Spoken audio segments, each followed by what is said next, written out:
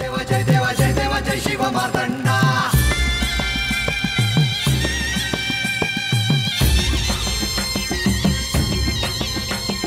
जय देव जय देव जय देव जय देव जय देव जय शिव मार्तंडा. हरिवर्धन मल्हारी तुझी प्रचंडा. अगडतून नगारा सोन्याची जेजुरी देव गेले जेजुरा निळा घोडा. अगडतून नगारा सोन्याची जेजुरी देव गेले जेजुरा निळा घोडा. पावमे तोडा कमरी कर पटा मिहिर मस्तकी तुळा. खोबऱ्याचा कुटका भंडाऱ्याचा भडका बोल हंकरा सदानंदाचा येळकोट. सदानंदाचा येळकोट. जय देव जय देव जय देव जय देव जय देव जय शिव मार्तंडा. जय देव जय देव जय देव जय देव जय देव जय शिव मार्तंडा. हरिवर्धन मल्हारी तुझी प्रचंडा. जय देव जय देव जय देव जय देव जय देव जय शिव मार्तंडा. हरिवर्धन मल्हारी तुझी प्रचंडा.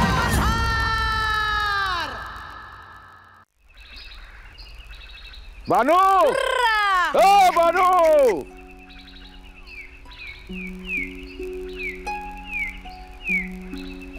बानू ओ बानू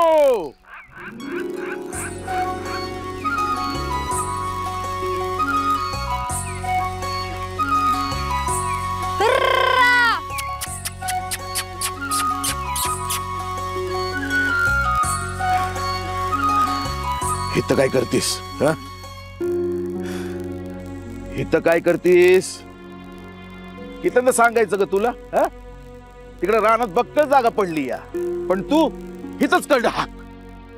अरे बाप पर पर म्हणजे आता माझ्याची हुज्जत घालणार तू? अरे नाही बा, करडा हाकत हाकत गाणं गात गात कधी हाता आले कळ पण नाही.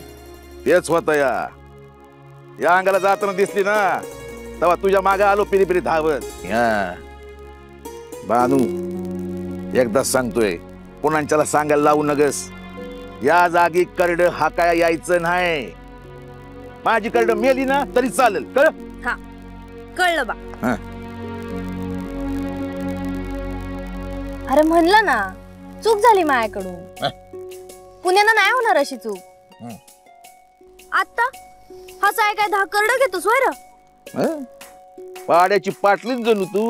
मग असंच माझं तोंड गप कर. म्या सकाळपासून म्या आपली बापडी करडान माग वनवन फिरती. कोण म्हणलं तुला? राखी घरला आपला पाडा बरं ना आपण बरं. आणि मी अजून जिथं हाय करड हाकायला. घ्या म्हणजे मिळतोय चारा करड्यासनी. आता बापाचं वय काढते का तू? आता जे हाय ते बोलले. अगं आता हातच वरडत बसणार आहेस का मायावर? काही येणारच पाड्यावर माया संग? घरला लय कामं पडली आहेत. माहितीये चल. पर बानू हा हा हा आमदाच्याला झालेली चूक पुण्यांदा होणार नाही म्हणजे नाही. ह्या अंगाला पुण्यांदा म्या कधी बी येणार नाही म्हणजे नाही. झालं का आता शरडा करडांची आण खाव. चल तोंड नको चालू. चल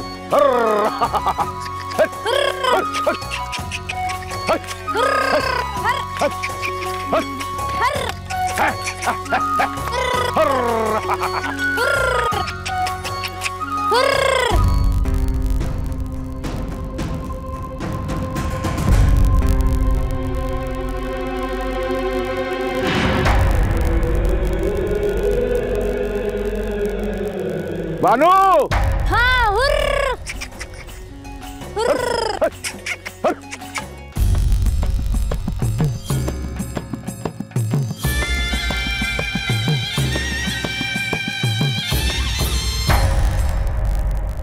निवर तुम्ही आम्हाला ज्या भक्ताविषयी सांगता आहात तिची आणि आमची भेट नक्कीच झाली नाही, पण म्हणून असं नाही म्हणता येणार की आम्ही तिच्या भक्तीचा अवहेर केला. या अर्थी तिची महती सांगण्याकरता तुम्ही इथे जेजुरीपर्यंत आला आहात. या अर्थी ती नक्कीच विलक्षण आहे.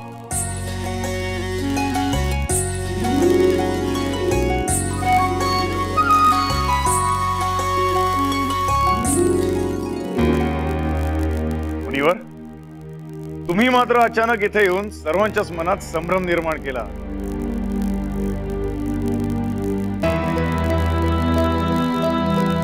एकाच दगडात अनेक पक्षी टिपले तुम्ही. मुनिवर, आमच्या राज्याभिषेकाला अप्रत्यक्षरित्या पाठिंबा दिला. तसेच आमच्या लग्नाचा प्रस्ताव मांडून तो कसा योग्य आहे हेही पटवून दिलेत आपण. मुख्य म्हणजे लग्नाच्या प्रस्तावाबरोबरच आमच्या बानू नामक भक्ताची आठवण करून द्यायला विसरला नाहीत आपण.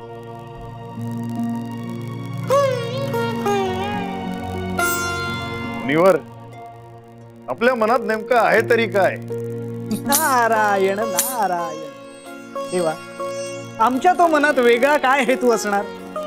देवाची आणि भक्ताची भेट व्हावी एवढीच काय ती आमची इच्छा.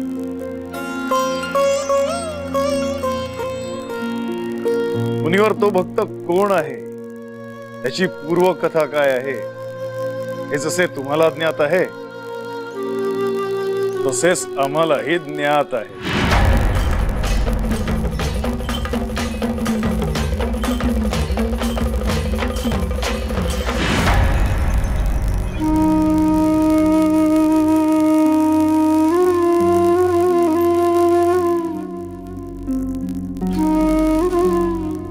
जयाद्री,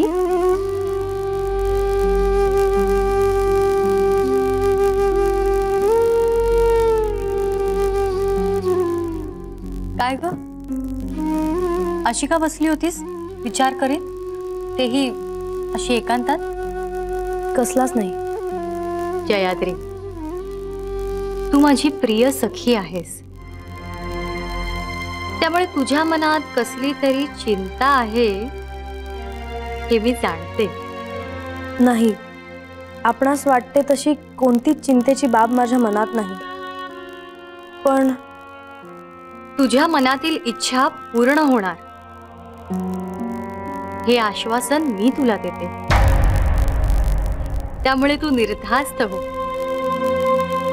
जयाद्री, तुला चांगलंच माहितीये तुझं इच्छित मी अवश्य पूर्ण करेन. पण ते जर तुला असाध्य आहे असं वाटत असेल तर ते साध्य करण्यासाठी मी माझ्या हृदयनाथांना, साक्षात महादेवांनाही ते सांगेन. त्यामुळे तू निश्चिंत हो आणि सांग काय हवंय तुला. आपण जगत जननी आहात, आदिशक्ती आहात, त्यामुळे माझ्या मनातलं मागणं पूर्ण होणार याबद्दल कोणताही संदेह नाही माझ्या मनात. आपला आशीर्वाद आणि प्रेम यापासून मला कधीच वंचित नाही व्हायचं. आग्रह धरलात म्हणून आपल्या पुढे मी माझ्या मनातलं जे आहे ते सगळं मांडते. पण खरं तर माझ्याकडून आपणास कसुभरही दुःख होऊ नये हाच माझा प्रयत्न होता आणि भविष्यातही राहील. माझ्या मनातली गोष्ट आपणास सांगण्याआधी मी आपली या अपराधाबद्दल क्षमा मागते. जयाद्री, मला आपला हेवा वाटतो. आपणास महादेवांसारखे पती लाभले. मला कल्पना आहे हे वाटणं हा एक अपराध आहे. मी स्वतःला थांबवण्याचा प्रयत्न करूनही माझं महादेवांवरचं प्रेम कमी होत नाही. उलट दिवसेंदिवस ते वाढत चाललं आहे. माझ्या मनात ही भावना मूळ धरत आहे की महादेव माझे पती का नाही होऊ शकत. माझ्या भावनांना मी आवरायला हवं होतं. या भावनांच्या आहारी जाऊन मी आपणास दुःख दिले. एक दासी असूनही सखी म्हणून आपण मला प्रेम दिले. त्याचं ऋण मी या जन्मात कल्पिले तरी फेडू शकणार नाही. ज्या सखीच्या सहवासात आपण बालपणापासून होतो तिच्या मनात नेमकं काय चाललंय त्याचा थांगपत्ताच आपल्याला लागू नये.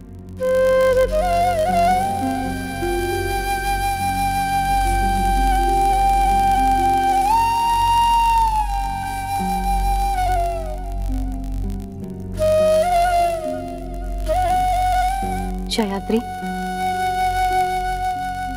बालपणापासून मी तुला जे जे काही सांगत आले ते तू अगदी निमूटपणे ऐकत आलीस. पण तुला नेमकं काय हवंय हे कधीच कसं नाही विचारलं मी तुला.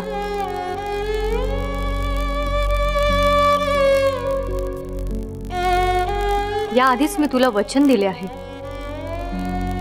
की तुझ्या मनातील इच्छा मी अवश्य पूर्ण करेन, आणि ह्या गोष्टीची खात्री ही तुला असायलाच हवी.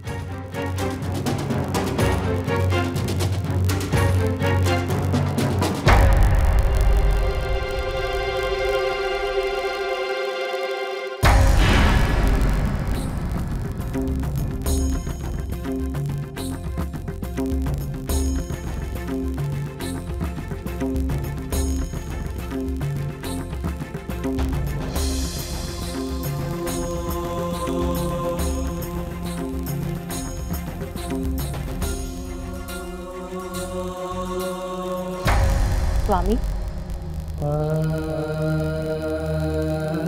मी हिला तुमच्या साक्षीने एक वचन देते की कृतयुगात मल्हारी मार्तंड अवतारात ही तुमची अर्धभार्या होईल.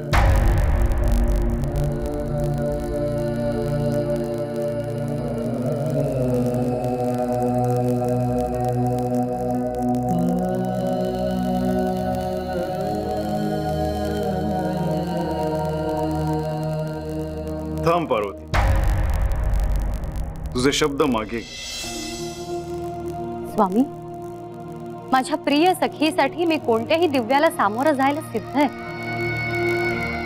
त्यामुळे आता एकदा दिलेला शब्द मागे घेणे नाही नाथा. जशी तुझी इच्छा देवी. तर तूच निर्णय घेतला आहेस तर ऐक.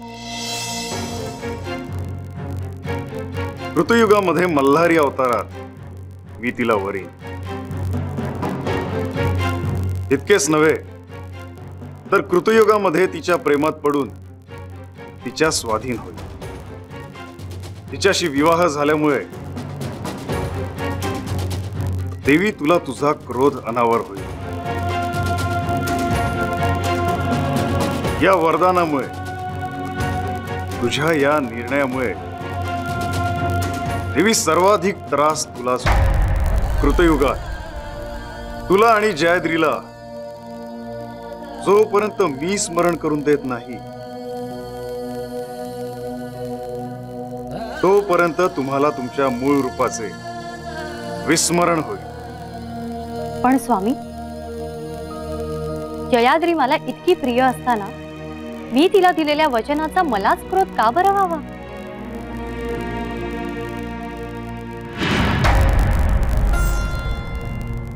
कृतयुगाचा प्रारंभ झाला. जयाद्रीने अवतार घेतला. नवा जन्म तिला लाभला.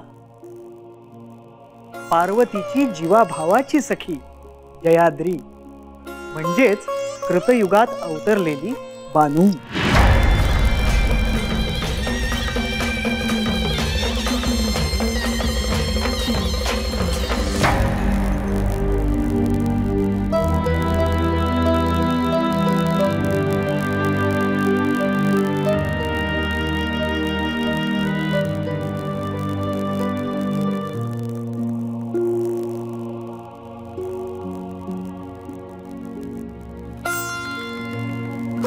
जेजुराधिष्ठित आदरणीय श्री श्री श्री खंडेराय यांना प्रवरा नदी तीरावरी वसलेल्या नेवासे ग्रामे स्थित श्री तिम्माशेठ याचे आदरपूर्वक नमन. आपली दिगंत कीर्ती ऐकून आम्ही आपणास भेटावयास उत्सुक आहोत. हे पत्र आपणास लिहिण्याचे कारण असे की आपल्यासारख्या सर्व शक्तिमान दैवगुण संपन्न अवतारी पुरुषाबरोबर आमच्या कन्येचा विवाह व्हावा. कन्येच्या विवाहासाठी चिंतित असतानाच काही दैवी संकेतानुसार आम्ही आपणाकडे आमच्या कन्यारत्नाच्या म्हणजेच जी सौका म्हाळसा हिच्या विवाहाचा प्राथमिक प्रस्ताव मांडत आहोत. कृपया आपण या प्रस्तावाचा विचार करून आपणास भेटावयाची आमची इच्छा पूर्ण करावी, जेणेकरून या संबंधी आपण सविस्तर चर्चा करू शकू ही आपणास नम्र विनंती. नारायण नारायण. कुठे आहेत ते सप्तर्षी? त्यांना म्हणावं की अवतार कार्य सोपं नाहीये. देवाचा एकदा माणूस झाला ना की सृष्टीचे सर्व नियम त्यालाही लागू पडतात.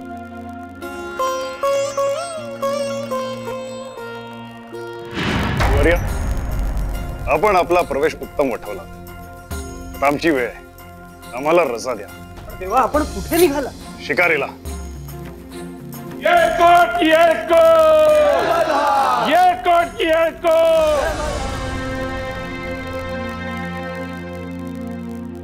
काय हो, काय झाले?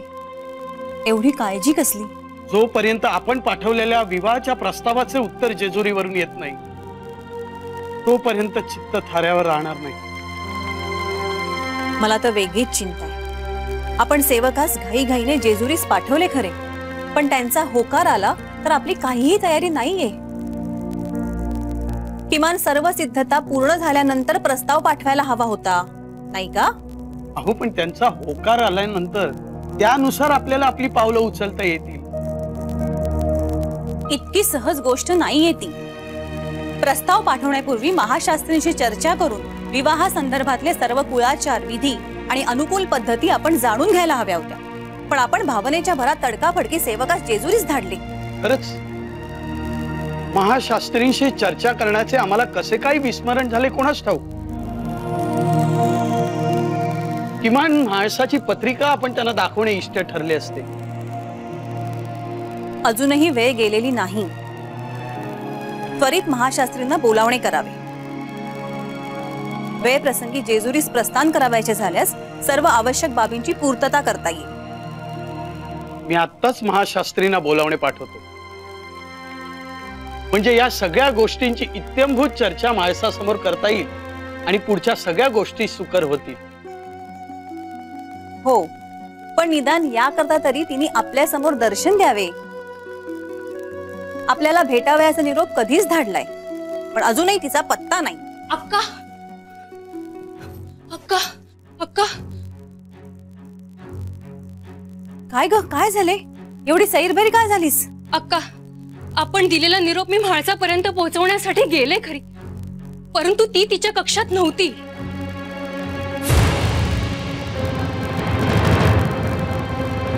अगं, काय बोलतेस तू? इथे जवळपासच असेल ती. नाही, मी संपूर्ण वाडा शोधला, ती कुठेच दिसली नाही.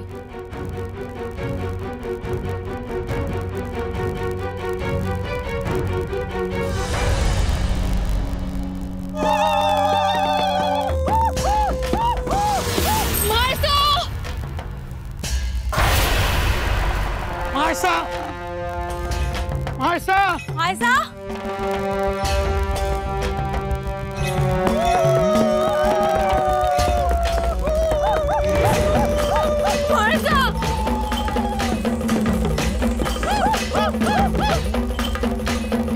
म्हाळसा.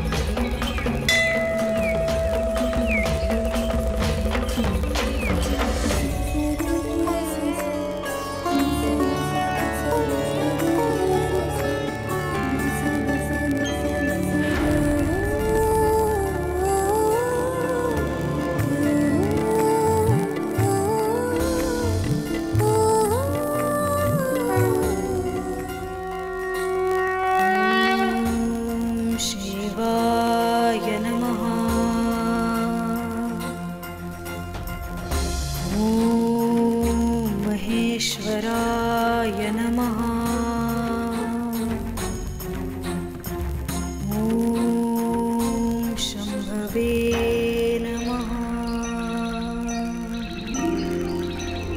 ॐ शशिशेखराय नमः।